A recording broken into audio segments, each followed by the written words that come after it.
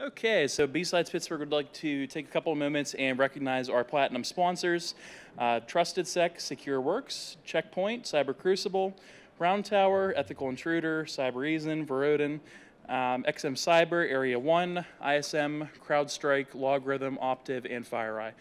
Thank you all for your support of the conference and helping to make this happen. So the next speaker that I will be introducing is Mr. Kevin Cody, who will be presenting on a topic called Dead Folks Tell No Tales. So a little bit about Kevin. Kevin Cody is a principal application security consultant with experience working at several Fortune 500 enterprises. Although his particular experience is geared toward hacking web and mobile applications, he's also experienced in the entire gamut from mainframes to embedded systems. Kevin is adamant on helping build up developers through security, which can be seen in his involvement with the OWASP, or speaking at events like CodeMash or BSides. In his spare time, Kevin can be found attempting to repair something via online DIY videos, reading tech books, fishing, or simply spending time with his wife and children. Without further ado, let's welcome Kevin Cody.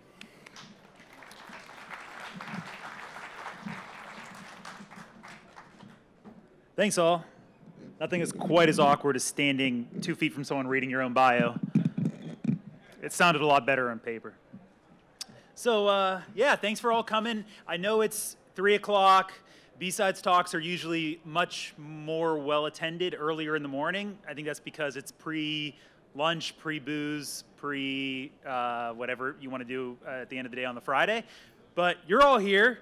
I hope you'll be able to take something from this. I thank you all for coming in and supporting both BSides Pittsburgh and myself. So yeah, we're going to talk about Dead Folks Tell No Tales.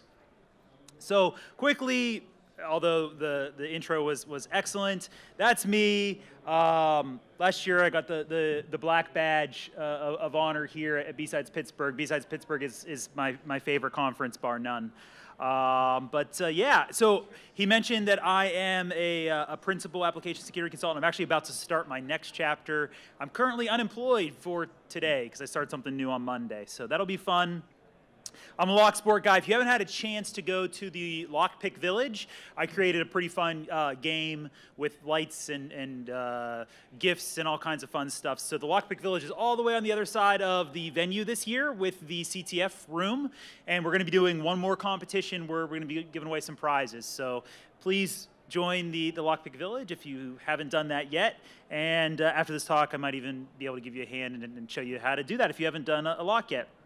And I'm an eternal student, mentee, and hopefully mentor. So if you're looking for a mentor, you're interested in getting into AppSec, and you have questions, concerns, come to me. I'm on Slack, I'm on Twitter, I'm on LinkedIn. Hit me up, happy to guide you in the right direction or even more if needed.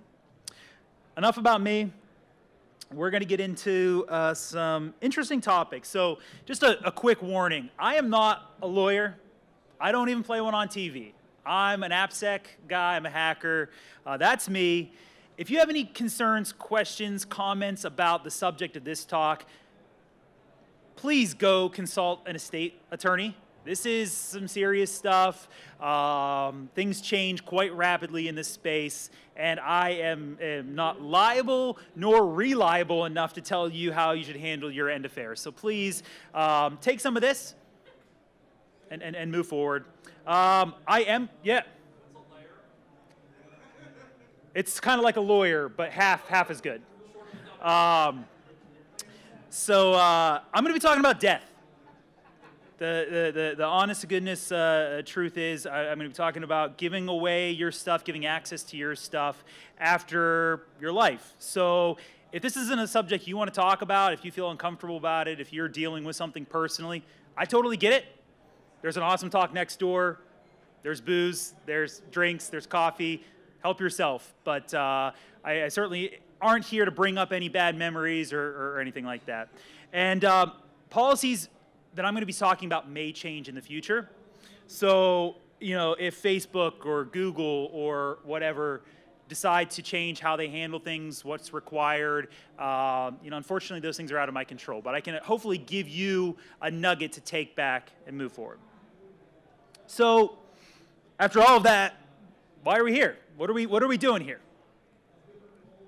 So I'm going to start this off with a story. It's a personal story, but it's honestly where I started thinking about the subject. So a few years ago, actually about 7 years ago, I was in my mid-20s, just started a new job, was literally a week in, and felt something off.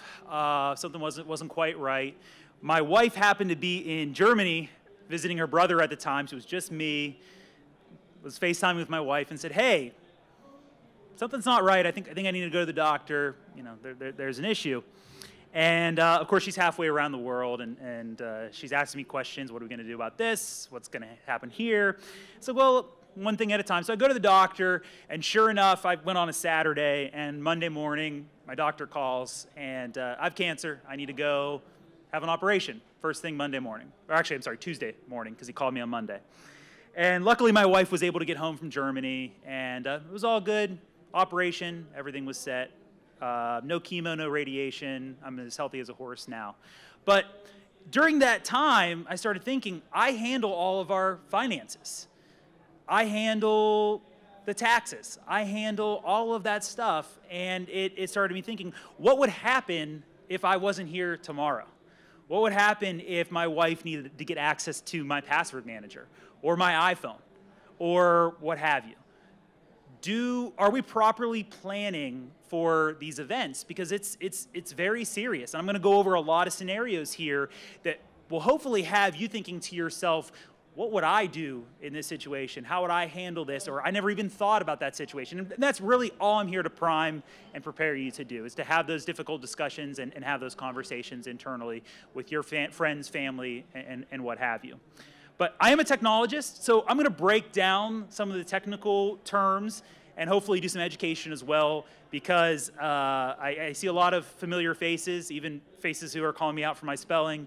And a lot of people are coming here to me because you're used to the technical content that I deliver. So I'm going to hopefully give you a little bit of that. But honestly, this is more of a soft skills. This is more of a conversational type topic. So yeah, that's the story. So yeah, we're going to go over authentication, talk about some of the different paradigms that are widely in use today. I'm going to go over some password vaulting solutions and discuss some of the pros, cons, and issues with those. I'm going to hit on federated authentication. I'm going to talk about why we need to be Quest. I think I hinted on that enough in my story, but it should be pretty obvious after we're going through this stuff. I'm going to go over some policies, terms, and conditions, and I'm going to wrap up. So authentication at its core, right, is something you have, know, or are, right? Those are the three pillars of authentication. So most of us are familiar with your username and your password, right? That's typical, you know, in the early days of Unix, you know, and it was an open system, and people just used time-sharing option and didn't really have usernames or passwords. And then you know, we evolved into this multi-user computing, and we started equipping usernames and passwords and private files and whatnot. So that's really the tried and true. As things continued to progress, we went to using biometrics, right? Something you are. And I'll go into more about different types of biometric authentication. We also have tokens or certificates. Those are things that we have. They're not secrets per se, but they're objects that we hold on to. So you might be familiar with YubiKeys or TLS certificates or SSH certificates or whatnot. These are things that you have in your possession, very similar to a key to a house. And then, of course, there's multiples of what I just mentioned. And that's when you start talking about multi-factor authentication. That's using one or more from those three groups. It's something you have and know, or something you are and have, etc. True multi-factor authentication is not two from one group. So if you need a password and a PIN, that's not multi-factor authentication. Those are two things that you know. So next is two-step verification. So this is very, very popular right now. Are folks familiar with two-step verification, where you log into your bank and then they text you a code and you put that code back into your bank? That's two-step verification. It's not necessarily multi-factor, although you do have access to something that lets you receive that code. So it's kind of hybrid. You have something, but there's some problems with that thing that you have, particularly with SMS. So there's this thing called SIM swapping. It's very popular right now in the hands of bad guys when it comes to Bitcoin or, believe it or not, like Instagram accounts and getting access to, basically things that are protected with SMS shortcodes using this two-factor verification. And as always, the weakest link in this scenario is going to be the carrier, right? I happen to have worked for a carrier for 4 years. I know many calls, many situations where you try to authenticate someone, you try to get their password, you try to get whatever it is that you need for them to verify themselves, and they don't have it, or they forgot it, or you're trying to they're trying to rush you, and you're trying to do everything you can do to resolve the call on the first time they call you, or help them when they're standing in front of you, and you forgot to verify who they were. They didn't tell you the PIN, or you didn't do something in the right order. Well, everything that has to do with two-step verification hinges on the fact that you are the sole owner or person who has access to this device, this phone, this laptop that gets iMessages, whatever the case may be. And it's to the point where NIST, the National Institute of Standards and Technology, in a special publication 863B, has even said SMS two-step verification is deprecated. The interesting part of that is they didn't even acknowledge SMS two-factor verification until this publication. So they introduced it and deprecated it in the same document. What does that tell you? It's just really not up to snuff compared to the other three factors that we talked about. Now, all of that said, it's still better than nothing. Show of hands, who's heard of credential stuffing? Whoa, that's a lot of hands. Really? Awesome. All right. Well, I'm not going to take a long time on this, though. So credential stuffing is taking leaked creds from databases and putting them into forms on different databases, right? So take your leaked creds from LinkedIn from 2011, put them into your Facebook account, and see if those creds still work. That's credential stuffing. But 90% of you have already heard of that, which is awesome. That was not the case 5 years ago, right? So what does two-step verification stops? It stops credential stuffing. Right? Your random attacker who gets your pwn passwords from some dark web or some stale database on pastebin somewhere, they're going to run into this issue where there's an SMS going out of band. 90% or 99% of accounts aren't going to be worth that attacker then taking that and trying to do a SIM swapping attack or trying to social engineer your Verizon account to get them to switch the number into yours or what have you, right? So it's still better than nothing. I'm not telling you to go home and disable two-step verification to then back up to only passwords. That'd be silly, right? But there's obviously better options out there. One of those better options are TOTP and HOTP. So there better be less hands this time or I might just walk off stage. Who here is familiar with TOTP and HOTP? All right, less hands. Okay. So time-based one-time passwords or HMAC-based one-time passwords, right? OTP is the same across. So one-time passwords are these codes that you see with apps like Google Authenticator or Duo or Authy. There's these rolling codes. And it's somewhat similar to if you've ever used an RSA token, except for you don't have a token, right? It's being done on the application. And the protocol that is with the exchange of those tokens and how the server matches up which tokens you should have and allows you are TOTP and HOTP. So the secret to that exchange, whenever you get the secret to start that, that handshake, that's everything. If someone can get access to the secret key of your TOTP or HOTP initiation, it's all over. Where do you think that secret is? Hint, it's the large image on the screen right now. Where is that image at? Or where's that secret at? Where? The QR code. Oh, sorry. The QR code. QR code's everything. I can tell you one time I was doing an application assessment and I saw a situation where there was a QR code that was generated, and that QR code was generated from a Google service.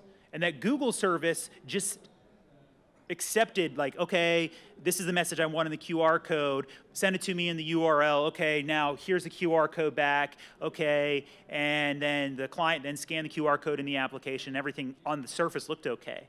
But what was actually happening was the secret was sent in the URL, so it's cached in a bunch of places, it's in your browser or whatnot. The QR code, when it got back to your browser, was cached locally in your browser, so now anyone who has access to your computer could go out and scan that QR code. And the Google service that did it all said right in the terms of service, don't use this for anything critical or secret. And it was a deprecated Google service. So it was like 4 strikes, you're out. It was terrible. But what I'm trying to get at here is the QR code is everything in this process. The transfer of the secret is everything. When it comes down to TOTP versus HOTP, I'm not going to harp on that today. One's time-based, one's HMAC-based. You can really tell the difference if you open up your Google app or your Duo app. If it's rolling every 30 seconds, it's time-based. If it's static until you submit it and then you get a new one, it's HMAC-based. But behind the scenes, you're really just extrapolating that one-time password, that out-of-band verification, from the SMS portion, which is inherently flawed, right? So TOTP, HOTP, infinitely better than SMS. Then there's this thing called Fido, which is Fast Identity Online. The roots of Fido were in these protocols called UAF and U2F. UAF was a universal authentication framework. U2F was a universal second factor. There's a lot of detail in here. I'm going to show you a quick flow diagram here coming up. But what you should know is the protocol is typically rooted in some type of secure enclave, as Apple would call it, your secure enclave, or trusted platform module, or HSM, or basically this special chip that is read-only and does trusted computations. And well, let me skip ahead and I'll just show you how this works. So you have an application and you're using Fido to use as a second factor or a secret confirmation. So the client is your app. Could be a web app, could be a mobile app, whatever the case may be. The server is whatever business you're doing business with. And the user, of course, is you. So you log into the application using your username and password. The Fido service comes back and says, hey, this is what I know how to talk. This is what I can do. Let's give you some options. Make sure you have all these different things. And if so, let's start this thing. So you can see here that the requirements and the attributes are, this person has to have a TPM, a place that I can do these cryptographic safe operations in a safe way. I offer the ability to do fingerprint auth, face authentication, voice authentication, basically biometric authentication. I feed the response into the user, and the user says, hey, this is what I want to do, and they enroll. And when that enrollment takes place, some type of secret is generated at that first handshake, and then it's sent over from the server. From that point on, there's this challenge response type handshake that happens every time you use the service. And because you started off with a known state, you did a cryptographic operation, and then sent back the response, the server can repeat that process over and over again and confirm that it's you.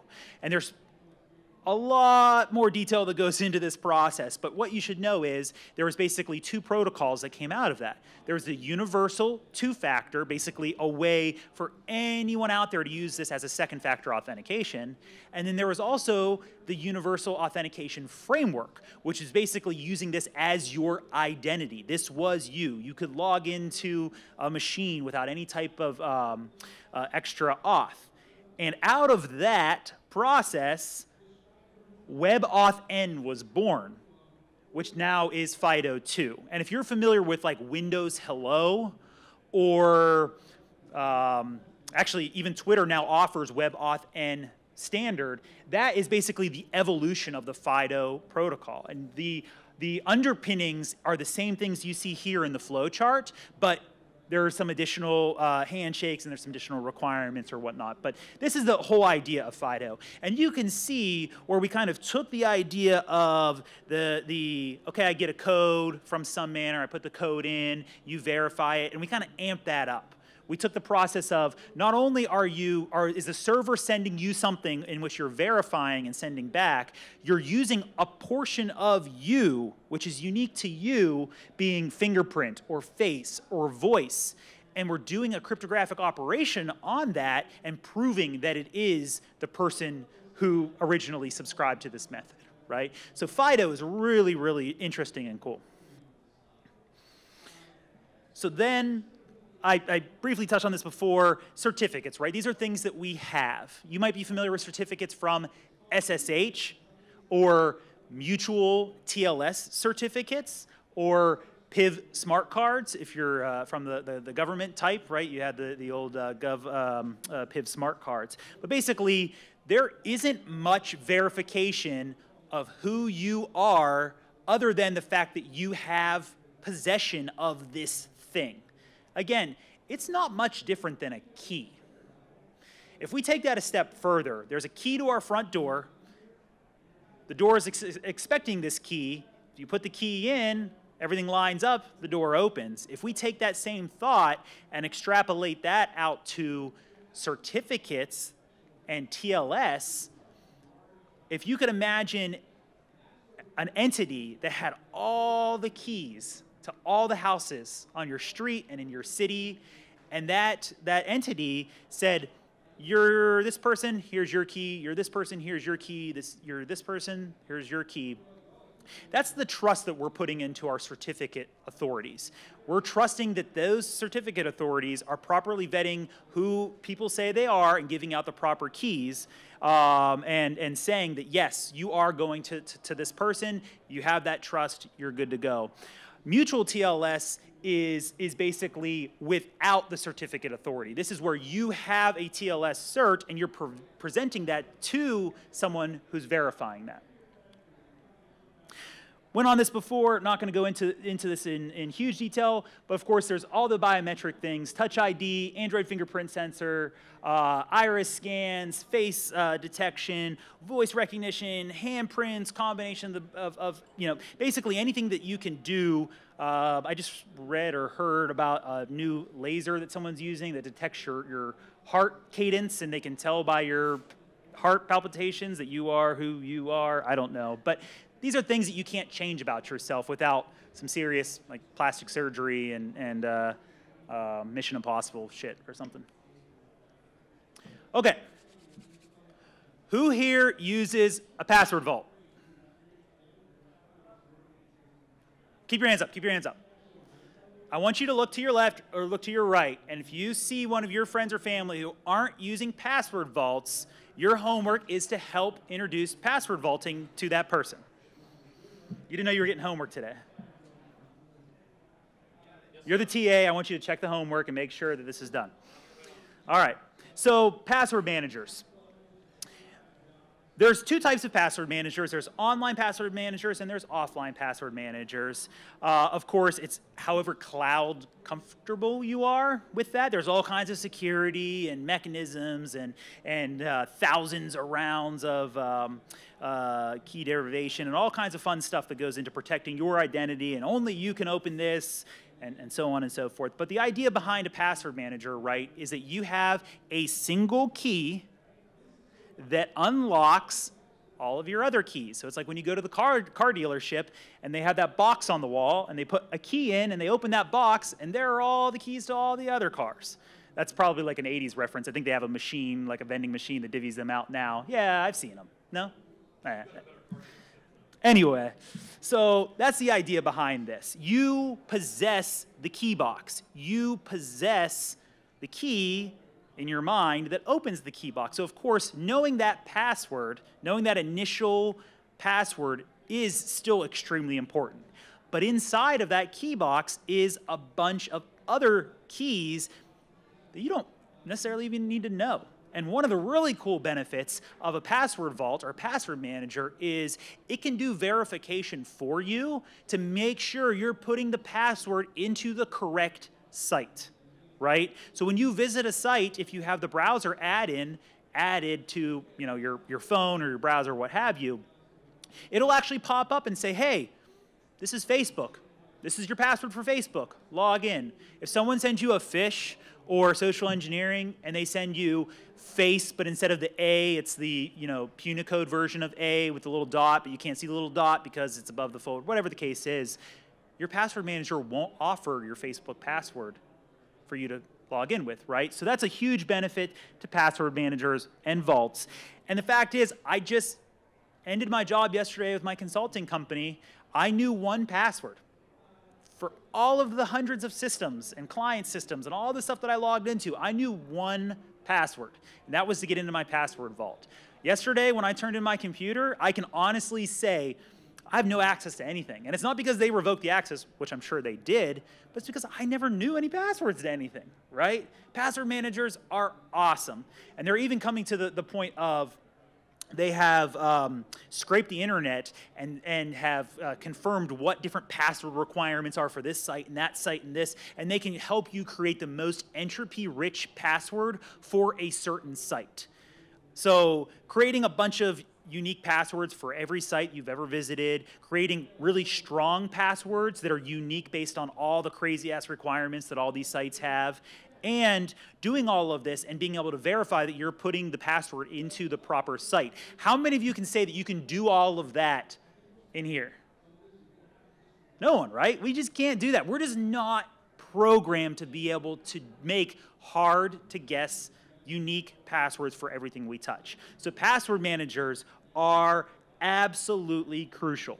Now, there's also this thing about Grandma's Passbook that has, it's a yellow manila, or a yellow sheet of paper and has all of the passwords written on that. Don't knock Grandma's Passbook. Unless someone's breaking in to get into Grandma's house and is going to take that and go to her, Medicaid and try to, or Social Security and try to do stuff, that's actually a lot better. I'd rather see someone create a strong, unique password, or at least somewhat unique, by writing it down and putting it somewhere that's secure than remembering all the crazy passwords, right? Because if Grandma has to remember all her passwords, that's going to be password 123. It is. There's no doubt about it in my mind. That's going to be the password. And then when she can't get into her site, she's going to call you and say, hey, Kevin, I'm trying password 123 and it's not working. And then you're going to have to remember, oh, it's capital P and an exclamation point on the end, Grandma. It's password 123 exclamation point. So don't knock the password books. Every few months, this thing starts up on Twitter like, oh my gosh, have you seen this book they sell at Barnes & Nobles? It's called The Password Book. Can you believe how ignorant they are? In reality, it's probably not that bad. You still have to use your brain to come up with different combinations. It's not as good as a password vault, but it's not terrible as long as you can protect that and put it somewhere safe. All right, so we're 20 plus minutes in, and I've hit you with a lot of authentication protocols and standards and mechanisms, and I hope what you've taken out of that is things are changing quickly, right? Things are hard to keep up with. Attackers are doing new things. We're combating them. We're changing things up. Physical keys, biometric codes, they can't be remembered or verbally transmitted to someone or passed down to a loved one, right? So we have these things where at least the past, we're like, oh, unfortunately, so-and-so passed. But we know that he always used Smokey877 for his passwords. So at least we know how to get into the mortgage so that we can make this payment until the death certificate comes and we can get absolved from that, or whatever the case is, right? Well, do you think that works when the deceased person's finger isn't around anymore to open their phone, or they have a voice as their password when they call the Social Security office? Quick story, the big government offices like Social Security, they're using what's called passive biometric software to confirm if if the person who originally called is still the same person who's calling today. So the days of you calling and collecting your significant other's pension for life or benefits for life, and you call and you just pretend to be them and you hope that someone doesn't pick up, that's over. They have enough data saved up in old calls that they can create an identity that they know is you or is enough like you, and once you variant out of that model, they know, hey, something's not quite right. Send someone to their house or ask them for additional identification or something. That's called passive biometric data. It's a real thing. It's being used to combat fraud today, and it can't be faked. Maybe a twin brother or sister, or maybe, if you get really lucky, you might be able to, but in the vast majority of the cases, it's rock solid, right? And again, the days of remembering passwords are over. I'm not remembering passwords anymore. I have one password. I don't use that password anywhere other to unlock the box of keys on the wall. So what do we do? Like, what are we doing today to recover if we lose our passwords? So currently, this is the flow that happens if you forget your password. You choose the forgot password option. You enter the answers to your secret question, right? Which the secret questions aren't usually that great. When I was in banking, there was this idea of out-of-pocket questions. And what that means are, if I get your wallet, how many security questions can I answer from just having your wallet? Can I Google your school's mascot? Can I look on Facebook and get your first car model, et cetera, right? You have to have things that are out of pocket, so that's where the whole favorite thing came from. What's your favorite restaurant? What's your favorite book? These are things that you can't really, until you go to Facebook quiz and you pull out the quizzes, right? But I digress. Out of pocket are the secret questions that hopefully everyone's using. So you enter that, you get a link in the email, you create a new password, and you're in. It's pretty frictionless. This is actually not a bad state. You can swap the two things. You could get the link in the email and then answer your secret questions. It's probably a little bit better. But overall, that's really how things are done today. This is the standard. So some things that are better than the standard, right? Out-of-band SMS. So although, again, SMS isn't the best, if you can text someone the number that you have and have them verify, it's better than everything else I just said, right? SSH key verification, this is pretty cool. Has anyone ever lost your password or done the forgot password for GitHub? One person. I am with you. I lost access to my GitHub for 6 months. That's a different story. Anyway, SSH key verification. So GitHub actually reached out to me. They're like, hey, all else failed.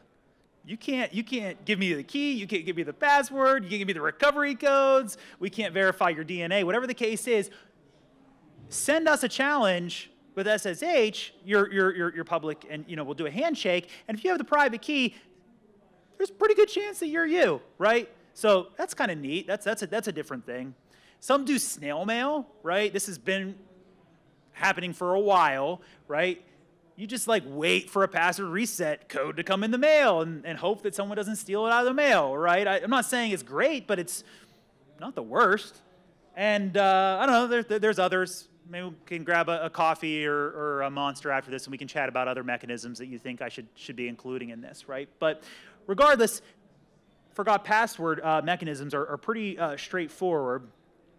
But what happens when we can't go through that process? There's a locked code, there's a locked phone, we don't have access to this. Well, we have some deceased recovery processes as well.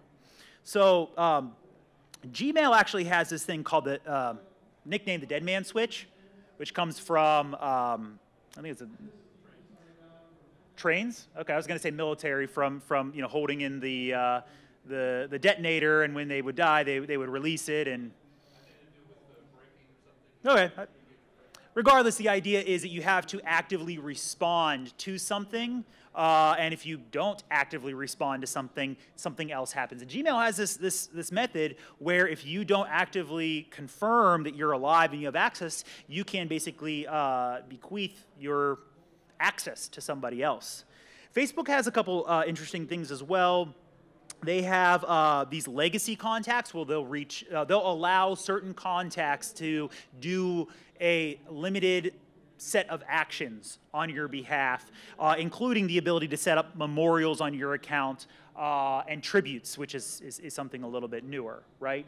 But, you know, I don't know about you, but Facebook and Gmail are pretty significant parts of my digital life right now. And the fact that at least these two, have gotten to the point where they're trying to plan ahead of this process, which is pretty, you know, it's not a fun process to go through. I think we've all had at least a grandparent, aunt, uncle, friend, someone who's passed away, and you're trying to pick the pieces back up and put things together, and trying to find all of these odds and ends out on top of dealing with this kind of stuff. It's really difficult.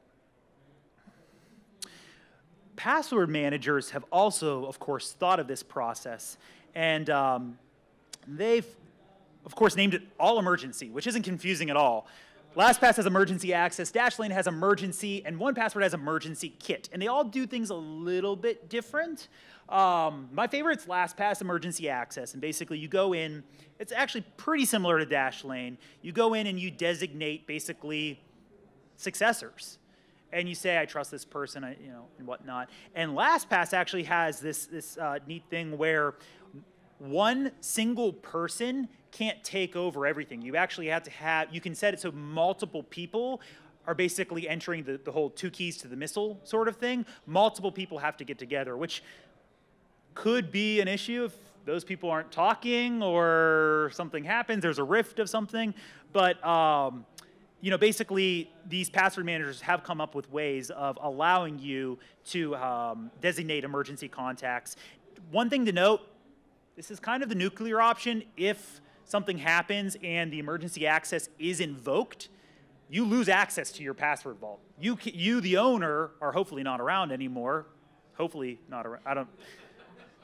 Whatever the case is, you're not around anymore. Your LastPass access is gone because people have invoked the nuclear option. 1Password doesn't quite have the cards in place yet. They have this thing called emergency kit, which is a piece of paper that has a recovery code printed on it. And you're supposed to put that somewhere safe. Yeah. And then KeePass doesn't have anything. It's just like an offline password vault. Hopefully you know someone who can recover that and get in and all that fun stuff.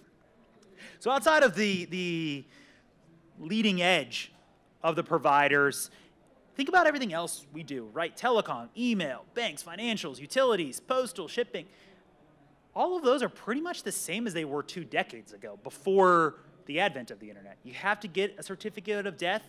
Most of them will change ownership, like as far as telecoms and banks and financials. Obviously, that a lot of this comes with estate planning, but we've changed the way we interact with these companies, where we're interacting with them digitally. So if you have to wait for a certificate of death, or you have to go and prove that you are the successor to an estate, just know you can't access these things in the same way that the person who was managing these were before. Meaning they don't have any successor attributes or emergency access plans or ways around to help short circuit that. So if you don't know the password, you can't get access to their password vault, you don't have their fingerprint, you're not getting into these things, at least digitally, until you can provide a certificate of death. And even then, it usually has to be transferred into your name, credit checks have to be done, you have to wait for billing cycles and all that stuff. So again, just trying to prep you, maybe some things to think about when you go home. Might be some conversations you want to have and plan for these things. So, now what? Kevin's given us a bunch of problems, a bunch of what ifs. Some have answers, some don't. He talked to us for 20 minutes about how authentication systems work. Well, I do want to give you some solutions. So there's a couple high-tech solutions, there's a couple low-tech solutions, and maybe a couple novel ones thrown in there. So high-tech options. If you're really savvy, maybe you can come up with a distributed recovery system where portions of your vault are backed up to AWS and this one's to Azure, and you give pieces. The sky's the limit. You can come up with some really creative things. The cool thing about technology is there's ways that you can distribute things like you never had before, right? We never had the option to do that before. There's also this idea of password sharding, right? Shard means to break up. So you like give pieces of your password or a key to certain people and hope they don't all come together. It's like I'm not a Marvel guy, but like the Infinity Stones, you hope they don't all come to the same place. I think is that good? All right, that's good. All right. And you could use like multi-layer encryption schemes, same kind of idea, right? You encrypt something, and then you put an envelope around that with a different key. I don't know what that cracking is. Envelope around that with a different key, envelope around that with an encrypted key, a different key, right? You can just keep adding more and more abstraction layers around it to where hopefully you can shoestring something together. Those are high-tech options. Some low-tech options, like lockboxes, right? Just go to the bank. I showed you that QR code earlier, and the QR code is your secret for your TOTP and HOTP accounts. Well, you know what I do? Honest to goodness story, I hope no one robs me when I go home. I print those damn things off. When I get a QR code, I print that QR code out, and I put it in my safe. You know what that allows me to do? When I get my new phone, I just go to all those QR codes, and I just scan each of the QR codes, and I add them right back in. I don't have to reset anything. I don't have to hope that I remember this, remember that. I can just back them all up. And if something happens, I can tell my wife, hey, if you need the codes are in the safe. Just scan your phone, and now you have access to my second factor. You can do the same thing with Fido keys, YubiKeys, but a lot of sites don't have the ability to add multiple keys yet. It's increasing, but just know that if you don't keep that key in a safe place, a lot of sites don't have multiple key adoption. Safe deposit boxes, of course, just people you trust with whatever the heck you trust them with, passwords or whatnot. You can use some like technology that isn't easy to actually obtain anymore. Like, I don't know. Put something sensitive on this medium and include that medium in the box with it. And if someone finds it, they're like, I don't even know how the hell this thing works. And you give instructions in your estate planning on how to get this thing. That sounds really convoluted. I'm not going to recommend that, but it's something. It's a low-tech option. Or high-tech. I'm not sure. Or just bury the damn thing in the ground somewhere and leave where your passwords are. All of that said, there is the fact that all of the technology that we've talked about has progressed fundamentally just in the last decade, right? So you're doing all this estate planning, you're planning your password sharding, you're doing all of this stuff. Who's to say that that mechanism is even going to be there tomorrow or the next day or the next week, right? Or that you didn't get a new phone and you had to throw out your old HOTP code and do a new, So unfortunately, the last bullet point here, it's just going to get more complicated. These are ideas that you should have on the top of your mind. I don't have a silver bullet that's going to solve all of your problems, but I can tell you how things work from a technical perspective. If you come to me, Kevin, I don't get this. I have this code and I have this key. I can break down the nuts and bolts on how that work. And if then you can take that and replicate a way that you can pass that along to friends or family or come up with an idea of what you would do in a break the glass situation, albeit. And I'm happy to offer my time to do that, right? But you got to start thinking about this stuff, because if you're not here tomorrow or your significant other's not here tomorrow and you got to get into your bank account, you got to do this stuff is really, really imperative. And, an ounce of prevention really is worth a pound of cure. If you've ever had to deal with these cleanup situations where you're trying to put the pieces back together and there's just sitting on hold and dealing with social services and getting certificates and proving you are who you are, it's really, really complicated. So if you can cut even a portion of this off at the pass, it's certainly well worth your time. And our digital lives are just increasingly more dependent on these things. So talk with your friends or family. Talk to a lawyer, not a lawyer. Layer. Talk to a lawyer. And start your plans for bequeathing. I mean, if you run your digital lives the way I know I run my digital life, it's extremely important to at least broach that subject, get some of your bases covered, and know what you're going to do next. One final plug before Q&A. My buddy and coworker, John Callahan, he's going to be talking about crypto miners versus machine learning in the next track, next door. If you don't know what machine learning is, you think it's some black box magic, some vendor's trying to sell you something, please go to his talk. He's going to be talking about crypto miners because it's sexy and people are you know, embezzled by what is a crypto miner, but in reality, he's going to break out what machine learning is into words and statements and nuance that I personally have never seen anyone do. It's math. It's basic math, and he does a really good job of explaining it. And he does it in a really cool way where he can find these crypto miners that are going up against these AWS instances, and he pulls that data out of flow log traffic. So it's really cool. Anyway, I'm going to open it up for questions. If you don't want to ask me here, hit me up. I'm at KevCody on Twitter. I'm Kevin Cody on LinkedIn. I'm Kevin Cody on every other social platform. I'm not KevCody _ on Instagram. That's a rapper. He wants KevCody, and I get a lot of his. I get contracts for him. Anyway, question. Yeah, what's the legality of using write blockers and programs like Verifit to recover information from deceased? I am not a lawyer. No, so the question is, what's the legality of trying to use forensic software to recover data from the deceased? I would say that legality really depends on your right to interact with the deceased assets, right? So if you are the mailman, you're probably not allowed to do that, right? Now, are they going to come after you? No, but their estate might.